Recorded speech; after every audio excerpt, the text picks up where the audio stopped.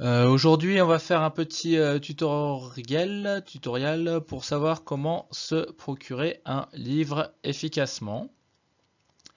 Alors, de deux manières. D'abord gratuitement, comme ça, et après on verra comment ça se passe en payant. Donc gratuitement, comment obtenir un livre gratuitement? Numéro 1, CDI, bibliothèque municipale, médiathèque. C'est le plus simple, hein. Quand on vous donne un livre à lire, bah, vous partez tout de suite au CDI ou à la bibliothèque voir si le livre est disponible, hein. C'est vraiment le plus simple. Ensuite, pensez à Wikisource et les PDF en ligne. Si l'œuvre est suffisamment ancienne pour tomber dans le domaine public, on la trouve gratuitement en ligne. Alors, le domaine public, ça désigne l'ensemble des œuvres littéraires, mais pas seulement, qui ne sont plus soumises aux droits d'auteur. Ces créations deviennent alors libres de droit, c'est-à-dire qu'elles n'appartiennent plus à la famille de l'écrivain. Ça appartient à tout le monde. En France, un livre tombe dans le domaine public lorsque son auteur est décédé il y a plus de 70 ans, sauf quelques exceptions. On va prendre un exemple. Vous allez sur un moteur de recherche, vous tapez le nom de l'œuvre et vous rajoutez texte ou texte intégral.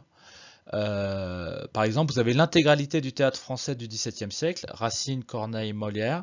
Ça, c'est disponible en ligne, en PDF, à théâtreclassique.fr. C'est d'ailleurs comme ça que j'ai lu pas mal d'œuvres qui sont peut-être autrement un peu difficiles à trouver.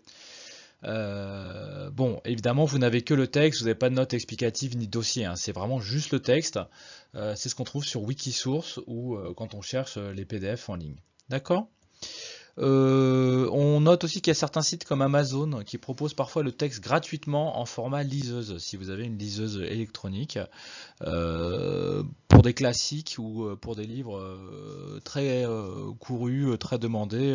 De temps en temps, ils proposent gratuitement sur une liseuse électronique euh, le livre.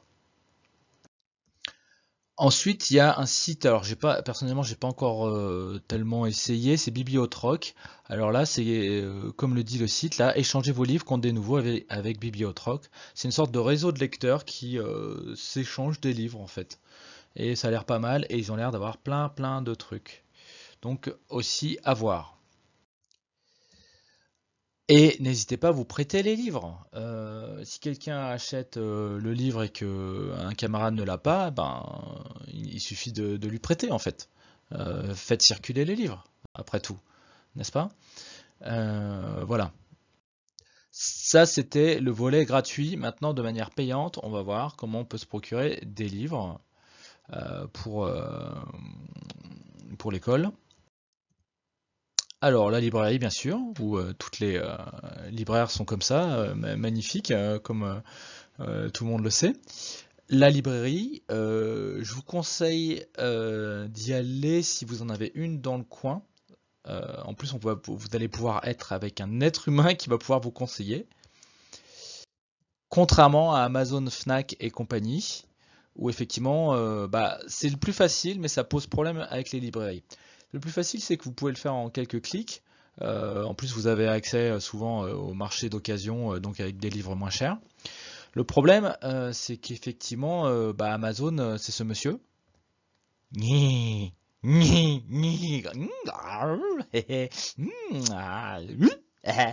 Donc ça, c'est Jeff Bezos, c'est le patron d'Amazon, c'est quasiment l'homme le plus riche du monde, je crois que c'est le numéro 2 derrière Elon Musk.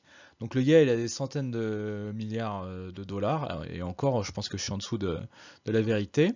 Et le problème d'Amazon et les autres sites de vente en ligne, bah, c'est-à-dire que ça fait fermer les librairies en fait, qui sont des lieux de vie où vous pouvez rencontrer des gens qui vont vous donner des conseils personnels. Du coup, en fait, ça transforme toutes les librairies en énormes entrepôts avec des ouvriers absolument pressurisés qui sont limite en couche culotte tellement ils n'ont pas le temps de faire pipi. Enfin bon, le gars est tellement riche, enfin il est super riche, mais il est sans pitié, hein. Ça l'a pas rendu tellement aimable, contrairement à ce que cette espèce de gif peut laisser croire.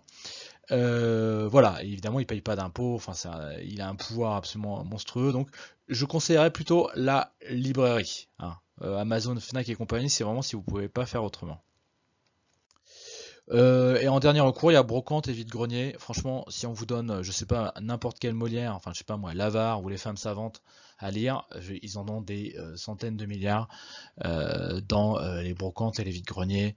Voilà, hein, pour 50 centimes quoi, hein, vraiment. Voilà, c'était quelques conseils. Dernier conseil, quand le professeur vous demande de lire un livre, commencez à vous le procurer, emprunt, achat ou don, hein, avec les méthodes que je viens de lister, le soir même ou le lendemain. Mais dépêchez-vous quoi, hein. Faut pas attendre, ah oui tiens c'est vrai j'ai un livre à lire, etc. Et puis après vous allez le commander super tard et vous n'aurez pas le temps de le lire ni quoi que ce soit. Voilà, c'est tout pour ce petit tutoriel pour se procurer un livre.